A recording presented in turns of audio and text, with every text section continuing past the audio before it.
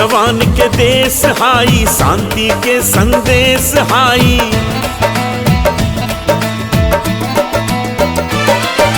वीर जवान के देश हाई, शांति के संदेश हाई। बेरी बेरी ई है जतन करतानी, भारत माई के हम तन मान करतानी। ओ भारत माई के हम तन मान करतानी।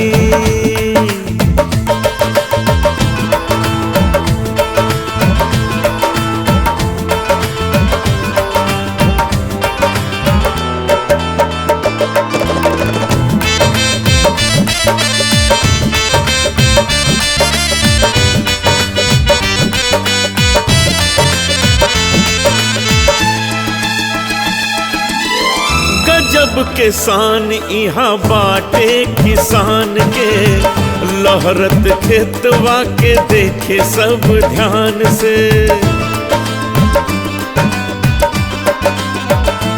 ओ गजब के शान यहाँ बाटे किसान के, लहरत खेतवा के देखे सब ध्यान से। सबके मन में आस हाई, सबका के विश्वास हाई। बेरी बेरी ई है जतन करतानी, भारत माई के हम तन मन करतानी। भारत माई के हम तन मन करतानी।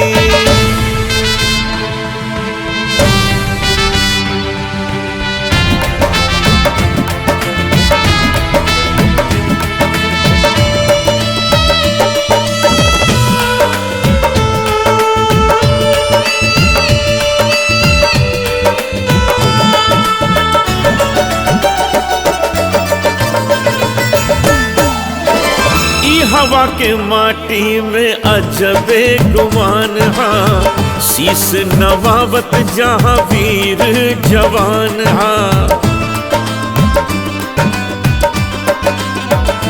हो ई हवा के माटी में अजबे गुमान हा, शीश नवावत जहाँ वीर जवान हा। गंगा जमुना की धार बहे, हर जाति धर्म में प्यार रहे।